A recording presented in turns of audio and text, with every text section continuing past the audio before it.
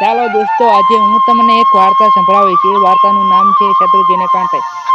રાષ્ટ્રીય શાયર શ્રી ઝવેરચંદ મેઘાણીએ પોતાની બુક સૌરાષ્ટ્રના વિસ્તારમાં જે વાર્તા લખેલી છે તે હું તમને આજે સંભળાવીશ.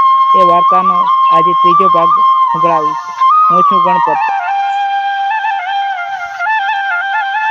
પેલા રે પેલા જુગમાં રાણી તો હતી પોપટીને, અમે રે પોપટરાય રાજા રામના રે. ઉતરાતે ખંડમાં આંબલો પાક્યો ત્યારે, સુડલે મારી મને ચાંચ રાણી પિંગળા.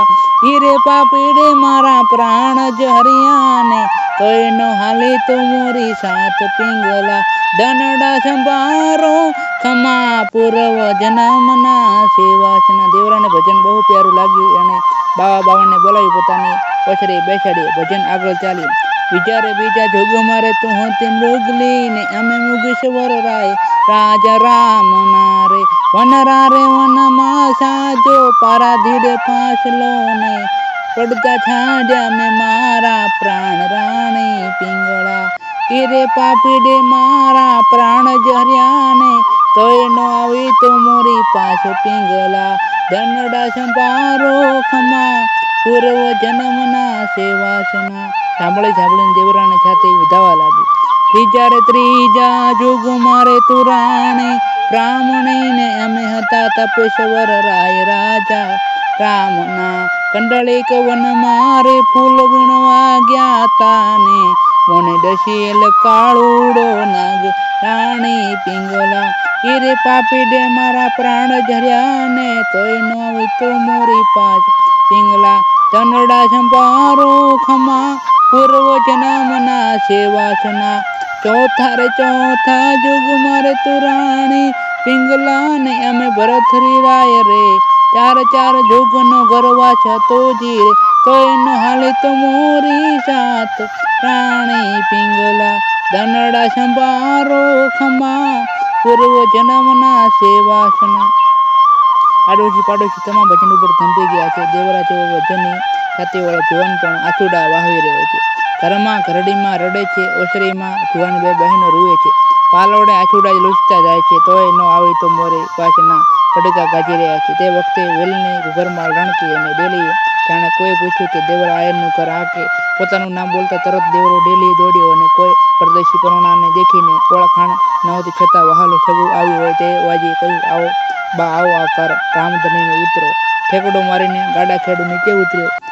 બે જણા ખભે હાથ દઈને ભેટ્યા. બળદના જોતર છોડ્યા નાખ્યા. મહાદેવના પોઠિયા જેવા રૂડા, ગરુડના ઈંડા જેવા ધોળા અને હરણ જેવા થનગનતા બે બળદોનો અમુલક ભરેલો ઝૂલ્યો ઉતારી લઈને દેવરો ગમાણમાં બાંધી દીધા. નાગરવેલ જેવું અષાઢ મહિનાનું નીલું કાચ નીર્યું. ગળે ઘુઘરમાળ બાંધેલી તે બજાવતા બે બળદ ખડ બટકાવા માંડ્યા અને પછી હિંગોળિયા કિયા માફાનો પડદો ઊંચો કરીને કંકુ ઢગલીઓ થાતી આવે તેવી પાનીઓ વાળી એક જોબનવંતી છત્રી નીચે ઉતરી. વેલનો ગાડાખેડુ મોખરે ચાલ્યો. પછી છત્રી પાછળ પગલાં દીધા. અજાણ્યો ગાડાખેડુ ઓસરીએ ચડ્યો અને ડોશીને ટહુકો કર્યો, આઈ બા અમારી બેનને પૂછી લ્યો. ચકિત થતાં ડોશી બહાર આવી. આ બેન કોણ? પોખણા શાના માટે? ગાડાખેડુ ક્યાંનો? કોઈ સમજાતું નથી. ગાડાખેડુએ પોતાની સાથેની છત્રીને કહ્યું, બોન બાપ સાસુને પગે પડ. યુવતીએ ડોશીના પગમાં માથું ઢાળી દીધું. વગર ઓળખીએ ડોશીએ બારણા લીધા. દેવરાને બંને બહેનો મહેમાનોને ઘરમાં લઈ ગઈ અને દેવરો તો ઓસરીએ આવીને ઢોલરા સામે ચકડપકડ તાકી જ રહ્યો. ઓળખાણ પડે છે? ઢોલરાએ પૂછ્યું. થોડી રાજાજી જોયા હોય એવી અણછાર છે. હું ઢોલરો દેવરા, હું તારું હતું તને હું ચોરી ગયેલો ને આજે પાછું દેવા આવ્યો છું. શું ભાઈ તારું જૂઠ? તારી પરણતર મારી પરણતર? હા બાપ તારી પરણતર.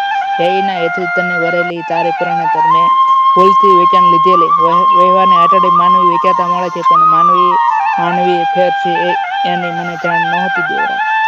આયર ભાઈ એટલું જ બોલ્યા. દેવરાની છાતી ફાટવા લાગી. દેવરા જરાય અચકાશમાં. હું પરણ્યો ત્યારથી જ એ તો માં જણી બોન રહી છે. કપાળ ઉપર પરસવાના ટીપાં ભાજ્યા હતા. તેને લૂછતો દેવરો કંઈક વિચારે ચડી ગયો. પછી મનમાં નક્કી કર્યું એવા અવાજે પોતાની સામે માને સાદ પાડી બે બોનુંની પાનેતર પહેરાવો અને કટબને બોલાવો, ઝટ કરો, સમો ચાય. ઢોલરો ચેત્યો, અરે ભાઈ, આ તું શું કરો છો? હું આટલા સારું આવ્યો તો ઢોલરા ત્યાં તો એવી કરે છે કે મારું ચામડું ઉતારી તારી શકથળિયું નખાવું તોય તારો ગણ ન જાય, અને તારા જેવા આઈને મારી બોનું ન દઉં તો હું કોને દઈશ? પણ ભાઈ, બે બોલમાં દીકરીઓ દેવાય, વહુ દેવાય નહીં. એક સાટે બે જાય. ઢાલ માંગે તોય ઢોલરા ભાઈ, દીકરીઓ તો દેવાય, પણ પોતાની પરણેતરને પાછી આણીને સોંપી દેવી એ તો મોટા જોગી જગતિયાથી નથી બન્યું. હું બે આપું છું તો પણ તારી ઢાલ, તારું લેણું તો મારા ઉપર બાકી જ રહેલી જાણજે. ઘડીએ લગન લેવાયા. થડોથડ બે માંડવા નખાયા. એકમાં દેવરા અને આનંદીની જોડ બેઠી, બીજામાં ઢોલરો અને દેવરાની બે બહેનોની ત્રિપુટી બેઠી. જોડાજોડ વિવાહ થયા, અને પછી તો 5 છોકરાને 6ઠી ડોશી. 6 માનવી છાતીઓમાં સુખ ક્યાં સમાયા નહીં, છલકાઈ ગયા. સૌએ સાથે બેસીને જુવારનો ખીચડો ખાધો. એક વાતની ચોખવટ કરી દઉં કે અમારો ઉદ્દેશ્ય માત્ર ને માત્ર વધુ લોકો સુધી પહોંચાડવાનો અને વિસરાતું જતું લોકસાહિત્યને ઉજાગર કરવાનો પ્રયાસ છે. કોઈ જ્ઞાતિ જાતિને ઠેસ પહોંચાડવાનો કોઈ અમારો ઈરાદો નથી. બધા મિત્રોને વિનંતી છે કે મારી ચેનલ ગણપત રાઠોડ ઇતિહાસને સબસ્ક્રાઇબ કરજો, જેથી કરીને અવનવા વિડીયોની નોટિફિકેશન સૌથી પહેલા મળે. અને લાઇક શેર કરવાનું ભૂલતા નહીં. અને મારી વાર્તા તમને કેવી લાગી તે કમેન્ટ કરીને કહેજો.